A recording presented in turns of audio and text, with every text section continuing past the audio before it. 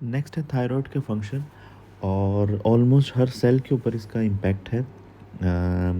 और कुछ ऑर्गन्स हैं जैसे जो मेन बेसिक ऑर्गन्स जैसे हार्ट है, इनके ऊपर जो है ये बीटा 1 एड्रीनर्जिक रिसेप्टर की सेंसिटिविटी को इम्पैक्ट करते हैं, जिसकी वजह से ज़्यादा एड्रेनलिन या नॉर एड्रेनलिन सेल्स के अंदर एंटर हो सकता है और कॉन्ट्रैक्टिलिटी बढ़ती है, जिससे ओवरऑल ब्लड प्रेशर बढ़ सकता है।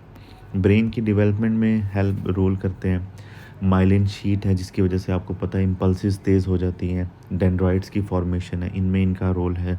बॉडी वेट है, और अगर हाइपर थायरॉयडिज्म है तो उसमें पेशेंट का वेट कम हो जाता है और हाइपो में वेट बढ़ जाता है। तो इसलिए बैलेंस जो है इसका बहुत इम्पॉर्टेंट है। बॉडी का टेम्परेचर मेंटेन करते हैं जो एक बहुत बड़ा रोल है।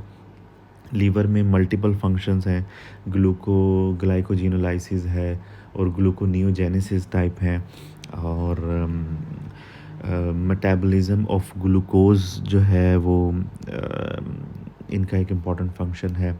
उसके अलावा ब्रीदिंग कंट्रोल करते हैं, ऑक्सीजन की कंजम्पशन पे इनका जो है रोल है। बोन और मसल्स के दरमियान, बोन के अंदर जो ऑस्टियोक्लास्ट और ऑस्टियोब्लास्ट का बैलेंस है उसको मेंटेन करते हैं, और अगर ये खुद देखें अगर T3 कम या ज़्यादा होगा तो उसकी वजह से बोन की हेल्थ के ऊपर भी इफ़ेक्ट आएगा। मेंस्ट्रुअल साइकिल्स को उसको चेंज कर सकते हैं। बेसिक रोल इनका जो एस्ट्रोजन और प्रोस्टेजेंस के लेवल हैं उनको इंटरफेयर करके जो है ये इरेगुलरिटीज़ कर सकते हैं।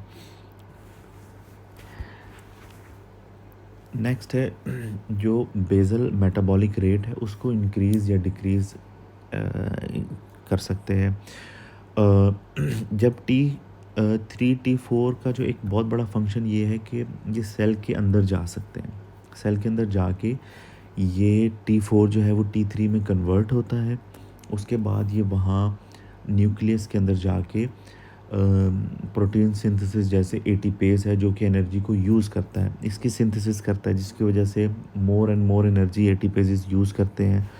तो इसकी वजह से माइटोकॉन्ड्रिया का नंबर, एक्टिविटी, साइज़ भी बढ़ जाता है, जिसकी वजह से हीट प्रोडक्शन होती है। तो इस तरह करके जो है ये हीट को जो है वो प्रोड्यूस करते हैं, मेटाबॉलिज्म कॉज करते हैं।